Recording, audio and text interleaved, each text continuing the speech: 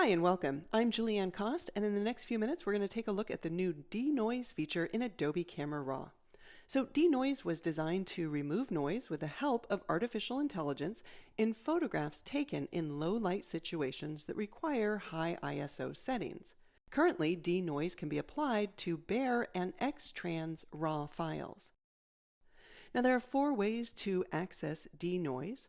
We can use the More menu and choose Enhance, or we can right-click anywhere in the image area and choose Enhance. We can also use the keyboard shortcut Command-Shift-D on Mac or Control-Shift-D on Windows, or in the Detail panel, we can click the Denoise button. When Denoise is enabled, Camera Raw also applies raw details.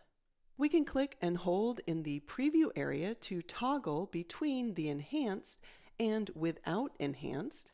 We can also click the magnifying tool to zoom out, and then click anywhere in the preview to zoom into that area. We can use the hand tool in order to scroll the preview, or we can click anywhere in the image to preview that area.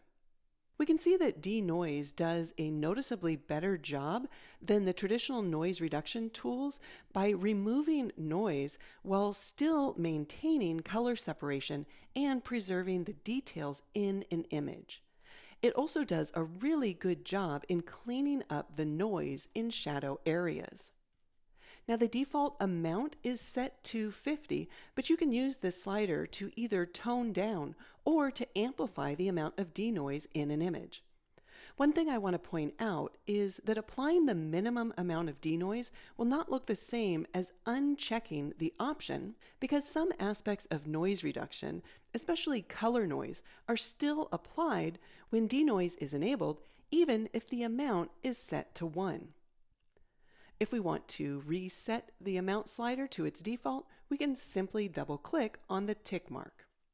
Denoise also displays an estimated rendering time. All right, let's go ahead and choose Enhance in order to apply Denoise. There are 2 progress indicators, a circular progress indicator by the Denoise button, and a horizontal progress indicator over the bottom of the source image in the film strip. The resulting file will be saved as a new DNG file, and the file name is appended with a -enhanced-nr for noise reduction. This new enhanced DNG file is added to the film strip next to the source photo, and Camera Raw will automatically target the new DNG unless you've selected another file before the enhance operation completed.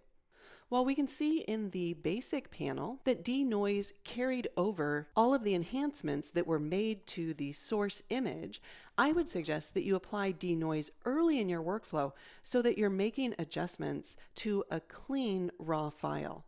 Otherwise, the enhancements that you've made, such as maybe texture or clarity, might need to be tweaked after running Denoise.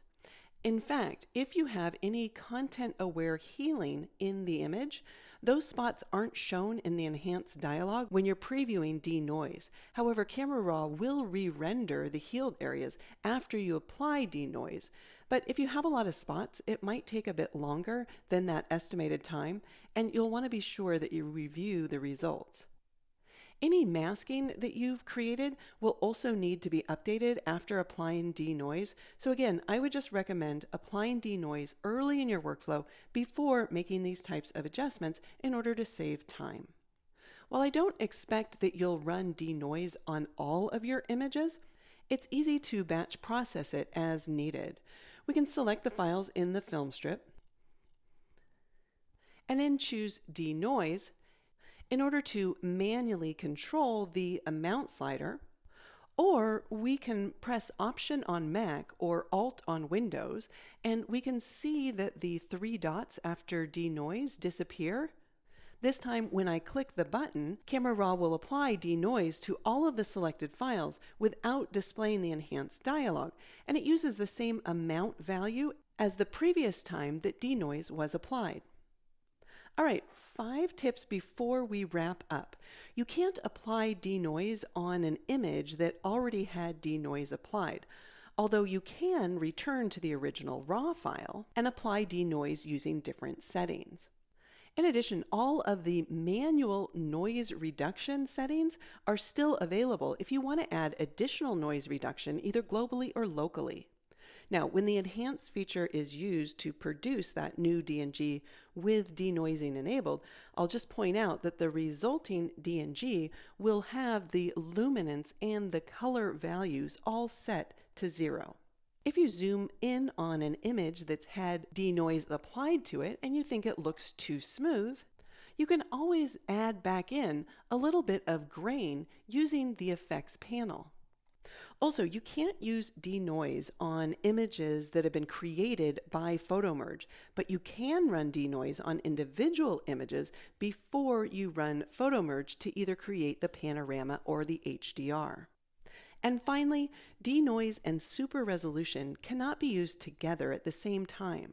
However, you can first run denoise on any of the bare or X-Trans RAW files, then export the resulting file to an output referred format such as a TIFF file, then run super resolution on that TIFF file.